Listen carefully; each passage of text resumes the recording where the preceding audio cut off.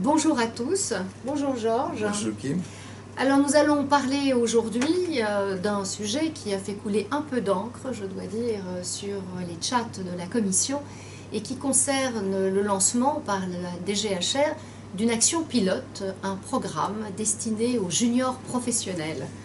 Alors Georges, ce programme qui est prévu pour des jeunes chez nous qui auraient moins de 3 ans d'expérience professionnelle, pourquoi a-t-il suscité, que ce soit parmi certains syndicats ou parmi une partie de la population de la Commission, un peu d'émoi? Eh bien, il y a certains syndicats qui ont fait assaut de démagogie à ce sujet, pour certains. D'autres collègues ont des attentes qu'ils estiment qu'elle n'est pas satisfaite, notamment le personnel contractuel. Et donc, dans ce contexte-là, ce programme expérimental qui concerne un nombre réduit de personnes, parce que au-delà, les capacités de faire des services se trouveraient mises en question, eh bien ce programme fait apparaître des attentes auxquelles il ne répond pas ou il ne peut pas répondre, mais qu'il permet d'exprimer. Alors justement, ce programme, c'est la réponse à quoi?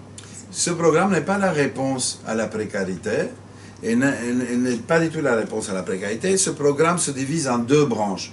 Il y a une branche qui concerne, sur les 40 collègues pressentis pour chaque session, ces 40 collègues, la première branche concerne 10 personnes qui sont des administrateurs, c'est-à-dire des fonctionnaires.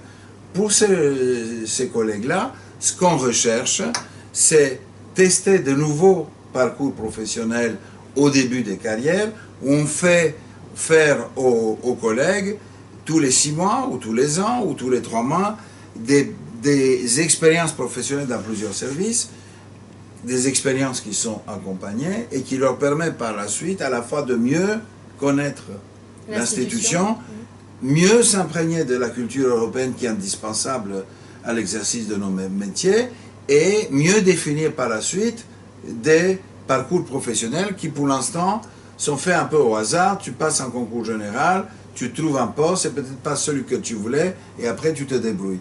Donc là c'est une dimension importante qui nous intéresse grandement comme tu le sais.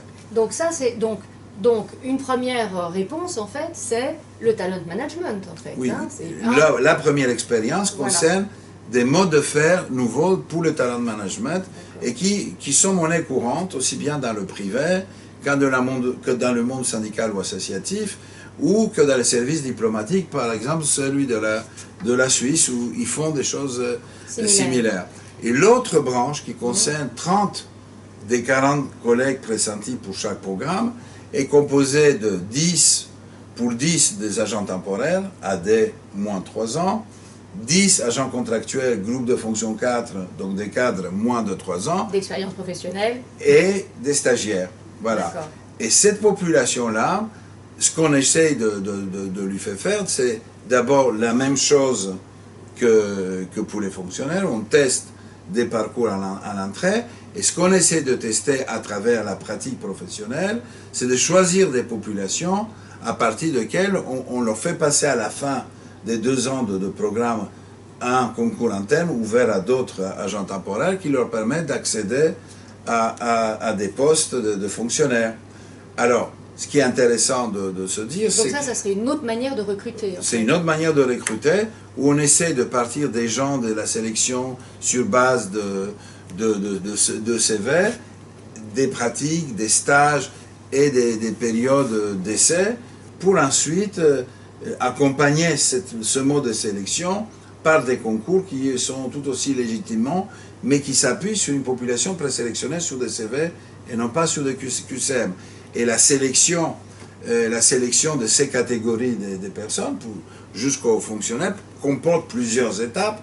Pour les boursiers, ça comporte 7 ou 8, composant des examens, et puis des périodes de stage, des entretiens, etc. Et puis pour le en tout cas, autant d'étapes qui garantissent la transparence. On peut même penser que c'est trop d'étapes. C'est peut-être un peu beaucoup d'étapes aussi, mais bon, ça, c'est pas... Mais ça, c'est l'expérience qui va le dire. Voilà, exactement. Voilà. Si ça ne marche pas, parce que c'est trop lourd et que c'est dissuasif pour les candidats, on verra bien. Nous reconnaissons à l'institution le droit d'expérimenter. C'est une expérience extrêmement limitée. Nous comprenons que des collègues, ça suscite des attentes chez des collègues, mais ce n'est pas le programme de répondre. Et dans la mesure où nous sommes associés à l'expérience, et que donc on va apprendre nous-mêmes en tant qu'organisation syndicale de cette expérience, eh bien nous sommes satisfaits qu'elle ait lieu.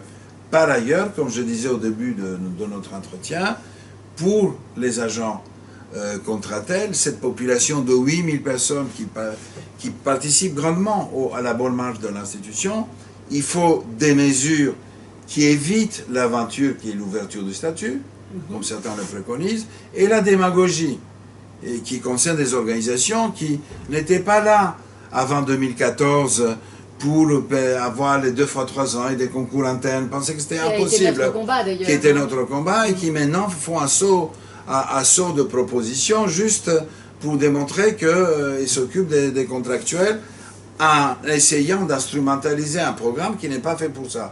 Donc nous allons revenir sur nos 10 propositions prochainement, et nous allons aussi en faire d'autres qui répondent vraiment aux problèmes, sans faire de démagogie, tout en évitant l'aventure. Et pour réduire la précarité. Eh bien voilà, alors date est prise pour se retrouver sur les propositions de You4You, et en attendant à tous nos collègues qui souhaiteraient participer au programme pour les Young Professionals, eh ben, bonne chance, à bientôt. À bientôt. Au revoir.